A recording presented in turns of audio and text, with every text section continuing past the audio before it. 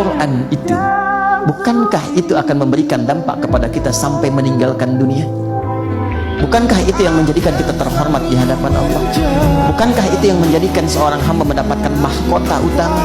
Bukankah itu yang menjadikan seseorang mendapatkan kesempatan memberi syafaat untuk keluarganya? Jadi kalau barang dunia saja begitu diistimewakan, kenapa Al-Quran yang mulia dan agung tidak kita istimewakan? Rumah apabila dibacakan di dalamnya Al-Quran, hadaratul malaikah, rumah tersebut sering dikunjungi oleh para malaikat. Wa tanakkabat anhu syayatin, dan syaitan kada kau masuk rumah yang dibacakan Al-Quran. Wattasa'a ala ahlih, penghuni rumahnya nyaman menghuni rumah tersebut. Wa kathura khairuh wa galla syarruh, kebaikannya semakin banyak, keburukannya semakin sedikit. Wa innal baita idza lam yuqra fihi al-Quran, kata Nabi Muhammad, dan rumah yang tidak dibacakan Al-Quran, hadaratuhu syayatin, yang paling banyak di sana siapa? Syaitan. Wa tanakkabat anhul malaikah, malaikat tidak mau masuk rumah yang tidak dibacakan Al-Quran. Semewah apapun rumah Anda, semegah apapun rumah Anda, paling bagus kualitas apapun bahan bangunan rumah Anda, kalau tidak dibacakan Al-Quran, malaikat tidak akan pernah masuk ke dalamnya. Yang banyak masuk adalah syaitan. Kadang-kadang kita nggak punya waktu ya buat baca Quran, tapi kita selalu punya waktu buat buka WhatsApp. Kadang-kadang kita menganggap Quran itu kayaknya bakal menyita waktu kita. Ternyata enggak. Mereka yang membaca Al-Quran di hari itu, waktunya akan diberkahi oleh Allah.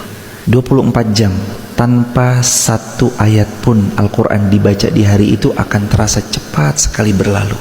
Sedangkan 24 jam yang ada bacaan Al-Quran di dalamnya, maka Allah akan jadikan di hari itu sama 24 jamnya, tapi terasa beda keberkahan waktunya. Maka baca Quran teman-teman. Quran gak akan menyita waktu kita. Justru dengan membaca Al-Quran menjadikan waktu kita bertambah berkahnya. Anda kalau hijrah jangan takut kehilangan dunia. Buka Quran surah ke-51 ayat 22. Lihat kalimatnya. Hei manusia, di langit itu rizki kalian sudah saya tetapkan, akan saya berikan, jangan takut itu tertukar. Lihat, rizki Anda kata Allah sudah ditetapkan, dijanjikan diberikan, dan tidak akan tertukar. Demi Allah saya katakan, rizki kita itu sudah diatur. Yang belum jelas itu surga kita. Ya, Anda jangan takut kalau hijrah kehilangan rizki. Mustahil. Mustahil. Setiap hamba Allah yang terlahir sudah ditetapkan kadar rizkinya dan tidak akan pernah berkurang sampai dia wafat. Begitu dia wafat, tidak akan pernah wafat kecuali semua rizkinya terpenuhi, selesai. Cuma memang dirahasiakan. Kenapa dirahasiakan? Sebab kalau diberikan secara langsung diketahui, maka manusia tidak akan pernah merasa semangat untuk mencarinya. Dan diantara amalan yang cepat menghadirkan pahala itu baca Al-Quran. Sholat satu kali selesai 10, ya, sekali selesai 10. Manja bil hasanati falahu asyru amthaliha. Siapa yang mengerjakan satu kebaikan hasanah dapat 10 pahala. Dan sholat disebut hasanah. Innal hasanati yudhibnas sayyiat. Itu di Quran surah ke-11 ayat 114. Jadi baru selesai kita dapat 10. Ramadan kali 10 lagi. Tapi baca Quran setiap hurufnya 10. Man qara'a harfan min kitabillah falahu asyru hasanat. Siapa yang bisa membaca satu huruf saja dari kitab Allah Al-Quran, dia padananya dapat 10. Ya, bayangkan, bismillahirrahmanirrahim 19 kali 10 berapa? Sekarang 100 ayat. Satu ayat saja berapa huruf? Karena itu saat Ramadan Nabi mengajarkan kepada kita banyak baca Quran supaya pahala melimpah kepada kita. Al-Quran diturunkan pada bulan suci Ramadan, hudal linnas, petunjuk bagi kehidupan manusia, wabayinat, jadi pemisah buat kehidupan kita nih antara hak dengan yang batil. Mudah-mudahan Allah dekatkan kita dengan Al-Quran. Itu kan kalau baca ngerti ustazah, kalau saya kan nggak ngerti. Baca aja bu tetap. Tapi saya bacanya itu tertatah-tatah, tertatih-tatih. Nggak apa-apa, dibaca aja. Allah kasih rahmat buat orang yang baca Al-Quran walaupun dengan tertatih-tatih. Allah senang sama hamba-hambanya yang baca Al-Quran. Kalau kamu baca Quran ketiduran, kebangun lanjutkan lagi baca Qur'annya, tiduran lagi lanjutkan lagi baca Qur'annya. Allah memandangmu dengan pandangan penuh kasih sayang. Al-Qur'anmu akan datang di akhirat sebagai pemberi syafaat bagimu. Dia bilang, ya Allah, dia padahal ngantuk tapi tetap aja baca saya, ya Allah. Sebagaimana saya telah menghalangkannya dari tidur di bulan Ramadan, halangkanlah dia dari api nerakamu sebab saya pada hari ini, ya Allah. Gitu kata Qur'annya di akhirat nanti. Mudah-mudahan kita bisa benerin Qur'an kita, insya Allah.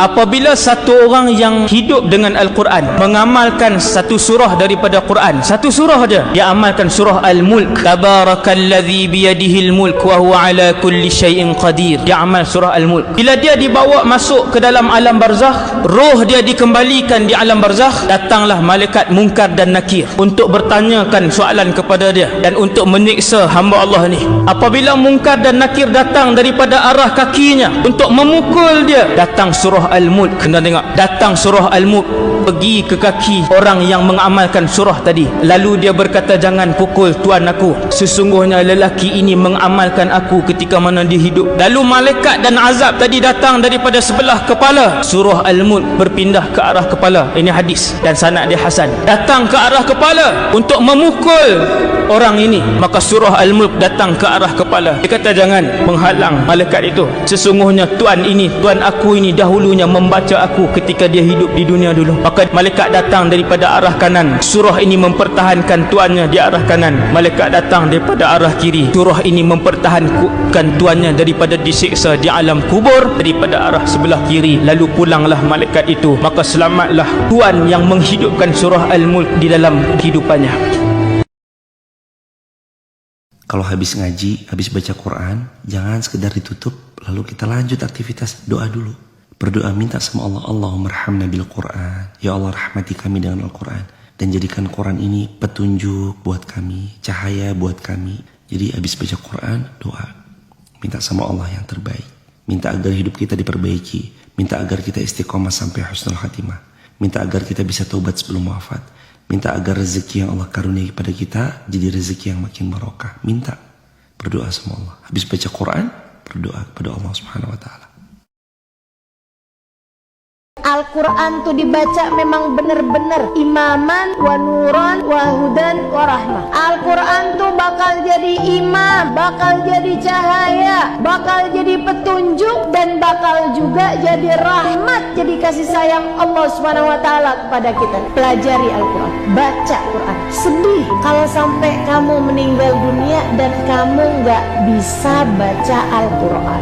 Umur sampai 70 tahun tinggal di antara umat Islam, kalau belajar Al-Quran banyak bahkan yang nggak pakai bayar. Kok bisa-bisanya sampai dengan umur 70-an tahun, sampai dengan meninggal dunia nggak bisa baca Al-Quran? Gimana caramu menghadap Allah? Gimana malumu menghadap Rasulullah? Kalau Nabi terus bilang, kamu ngaku cinta sama saya, tapi Al-Quran yang turun kepada saya, bahkan kamu cara bacanya aja nggak bisa. Kemana aja kamu hidup di dunia? Mau jawab apa coba? Orang tuh kalau cinta segala-gala aja dikerjain buat yang dicinta. Masa Allah Subhanahu wa taala turunkan kepadamu firman petunjukmu dalam kehidupan lewat manusia paling terkasih, baginda Nabi besar Muhammad, dan bahkan kamu cara bacanya aja nggak bisa.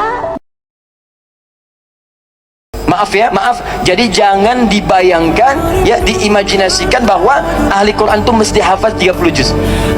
Tidak. Bahkan ada yang tak hafal 30 juz. Hafaznya mungkin 1 surat saja. Ada yang 3 surat saja. Sehingga kata Abdullah ibn Amr bin As radhiyallahu taala anhuma, beliau menyampaikan, perhatikan kalimatnya. Perhatikan kalimatnya. Banyak para sahabat di masa Nabi menghafazkan 1 surah, tapi mereka pandai dalam mengamalkannya. Hafaznya 1 surah, tapi mengamalkannya luar biasa. Kemudian beliau teruskan, Dan aku khawatir akan tiba di masaku ini atau di masa yang akan datang, orang yang mampu menghafaz Quran seperti meminum air, kasurbil ma'. Dia hafal 30 juz dengan begitu mudahnya. 30 juz 6 bulan, 3 bulan, 30 hari, hafal dengan numbernya, dengan posisinya, dengan halamannya, letaknya di mushaf.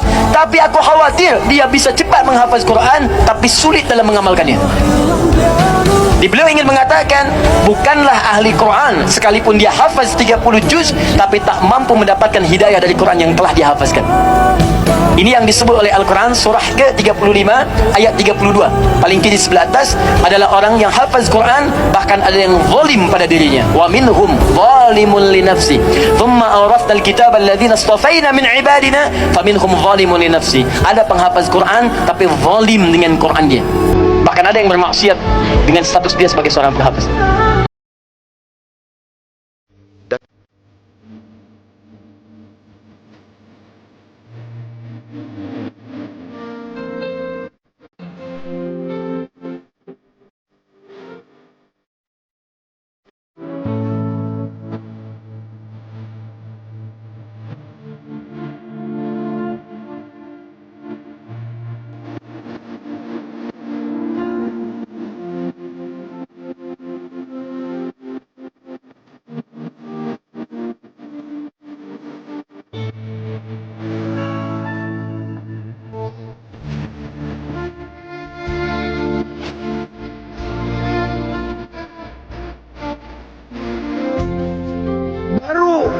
dalam sekaratnya amantu bi Rabbi Musa wa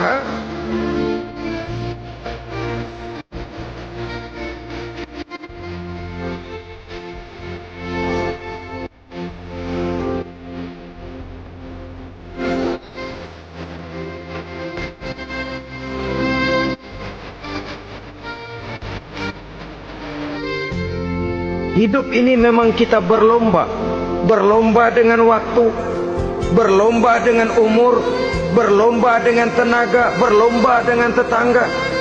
Yang jangankan kita sampai mundur, berhenti saja sejenak, kita akan ditinggalkan oleh yang lain. Tiada kata mundur, bahkan tiada kata berhenti. Sekali kita melangkah, melangkahlah terus. Tapi berlombalah seperti yang dikehendaki Quran, fastabiqul khairat. Berlomba-lombalah di dalam kebajikan. Jangan berlomba-lomba di dalam kemaksiatan, kemunkaran, kejahatan. Berlombalah dalam urusan kebaikan.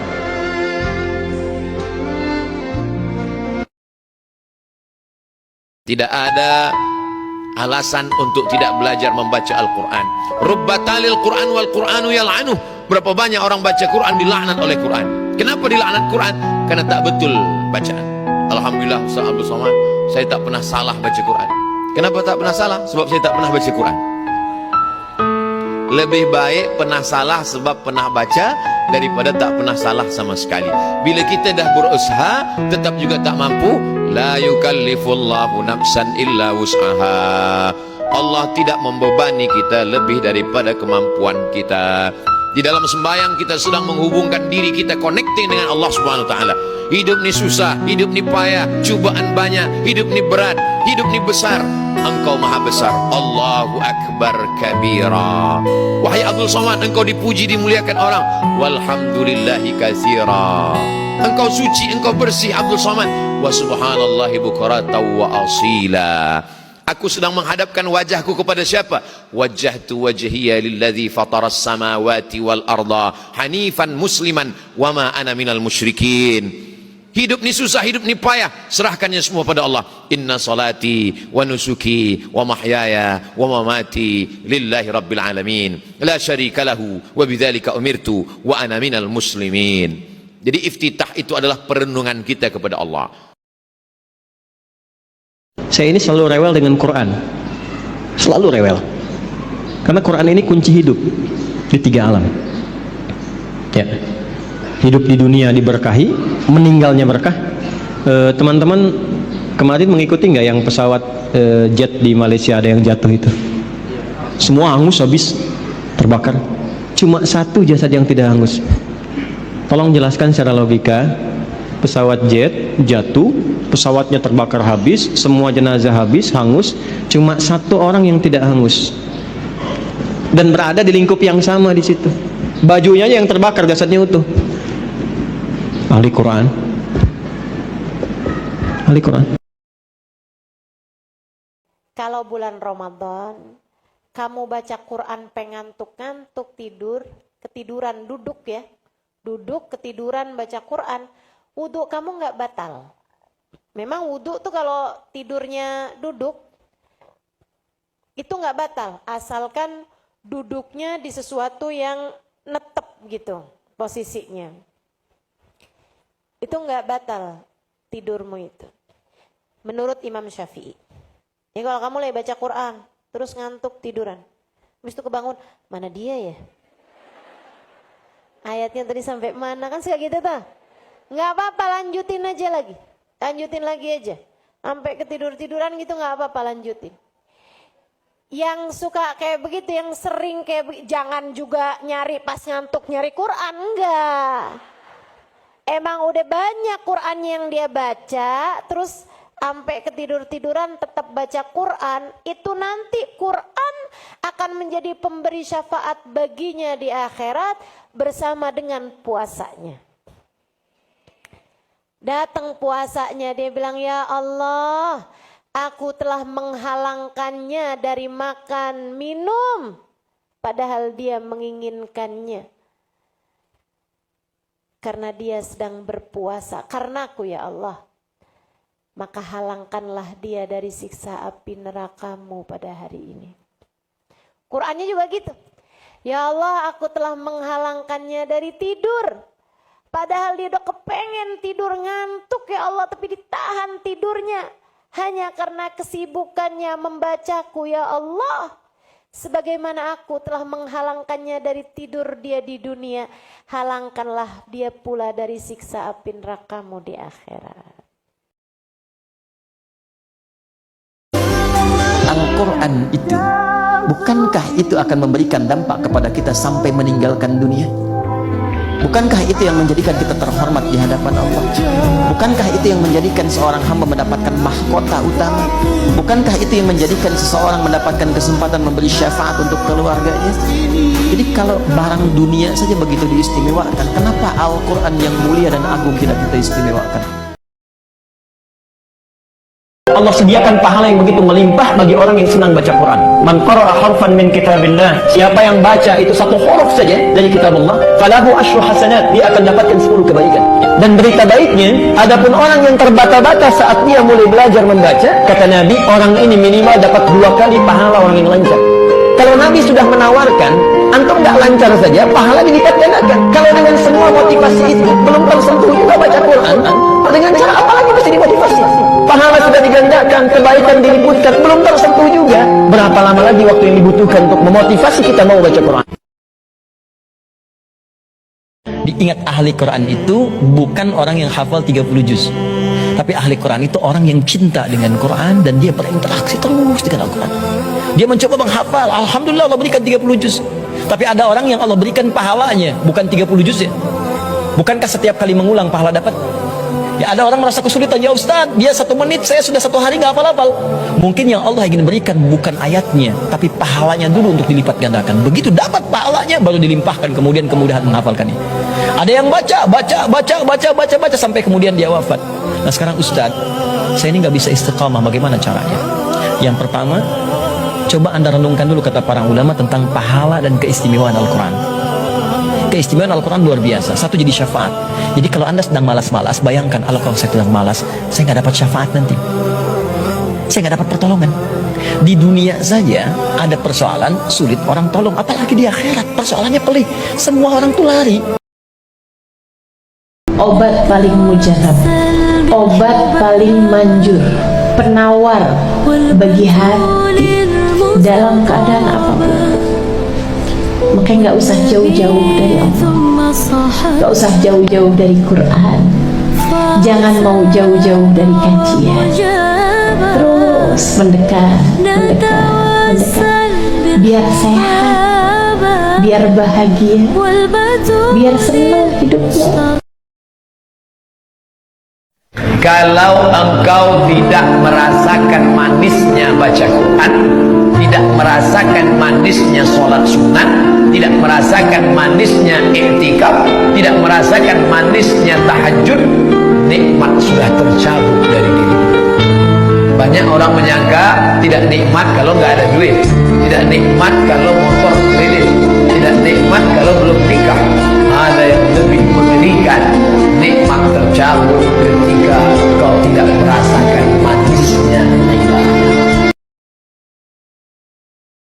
Orang yang sering dan mencintai surah Al-Mulk, maka Allah akan jaga jasadnya di alam kubur. Setiap waktu dapat cahaya, cahaya, cahaya, cahaya. Ada yang senang dengan surah Yasin, ada yang senang dengan Al-Waqi'ah, dibebaskan dari kefakiran oleh Allah Subhanahu wa taala. Yasin didekatkan dengan Rasulullah sallallahu alaihi wasallam. Makanya silahkan Yasinan, Baqarahan, Al-Kahfian, Al-Mulkan, An-Nisaan, ya semua ada faedahnya, ada fadilah dalam surah Al-Quran. Orang yang senang dengan surah Yusuf dibebaskan dari kesedihan. Makanya ulama pakar tafsir mengatakan, kalau anda sedang gelisah, sedang sedih, di kantor ada masalah, di rumah ada persoalan, jangan bikin status, bahkan selesai. Tak kusangka engkau seperti itu adanya. Oh, nyangka. Buka mushaf, baca Quran, surah Yusuf, hilang kesedihan. Coba, minimal walaupun solusi belum datang, hati tenang. Hati tenang. Surah An-Nur, ketika anda kaji dan anda bacakan, cahaya Allah datang membimbing kita dalam kehidupan.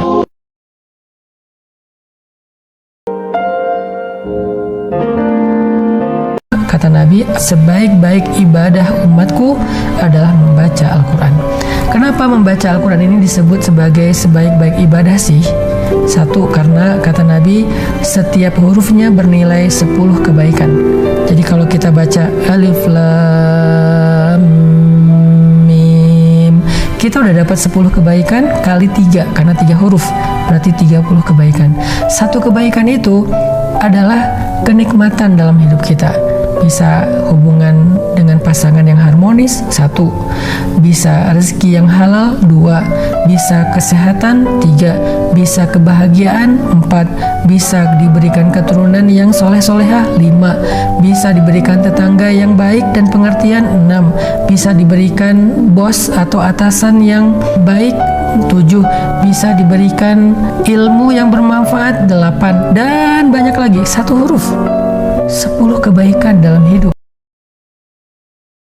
Rasulullah sallallahu alaihi wasallam bersabda, "Man qara'a ayatul kursi dubura kulli salatin laysa bainahu wa bainal jannati illa an yamut." Barang siapa yang membaca ayat kursi setiap habis salat, dijamin masuk surga. Apapun kesibukanmu, usahakan habis salam, Assalamualaikum warahmatullahi, Assalamualaikum warahmatullahi, Astaghfirullah, Astaghfirullah, Astaghfirullah, Allahumma antas salam wa minkas salam, sampai habis langsung baca ayat kursi. Karena pahalanya jaminan masuk surga, dan tidak ada sesuatu yang mampu menghalanginya kecuali menunggu mati. Artinya kalau rutin baca ayat al-kursi hari ini dan malam ini mati, meninggal dunia, dijamin masuk surga. Jangan ada hari yang kita nggak baca Al-Quran di dalamnya. Karena hidup yang jauh dari Al-Quran rapuh, doyong, mudah roboh. Tapi hati yang diisi dengan Al-Quran, walaupun 1 ayat, itu akan jadi hati yang kuat. Isi hati kita dengan Al-Quran, walaupun 1 ayat yang kita tadaburi, yang kita baca. Jangan jauh-jauh dari Al-Quran, karena bersama Al-Quran hidup ini kerasa berkahnya. Mulut yang tidak pernah membaca Al-Quran, rumah yang tidak pernah diisi Al-Quran, seperti rumah yang roboh, yang hancur. La taj'alu buyutakum qubura, jangan jadikan rumah kalian kuburan, karena tidak ada Al-Quran di dalamnya. Kata Sayyidina Ali bin Abi Thalib, kalau kamu baca Al-Quran gak punya wudu, setiap hurufnya bi asyri amthaliha, punya 10 kebaikan. Kalau kamu baca Al-Quran pakai wudu di luar sholat, 1 hurufnya punya 25 kebaikan. Kalau kamu baca Quran di dalam sholat, sholatmu sholat duduk, sholat sunnah dengan duduk, kamu dapat pahala setiap satu hurufnya 50 kebaikan. Siapa yang baca Al-Quran di dalam sholat, sholatnya dengan berdiri, maka satu hurufnya, sholat sunnah ini ya, maka satu hurufnya mendapatkan 100 kebaikan. Itu yang diajarkan Sayyidina Ali bin Abi Thalib. Quran itu unik. Quran itu unik. Orang-orang yang mampu berinteraksi dengan Quran secara baik, entah itu sekedar membacanya, memahaminya, atau menghafalkannya, maka yang pertama Allah deklarasikan dalam Al-Quran adalah Ia mampu merubah kehidupan orang itu.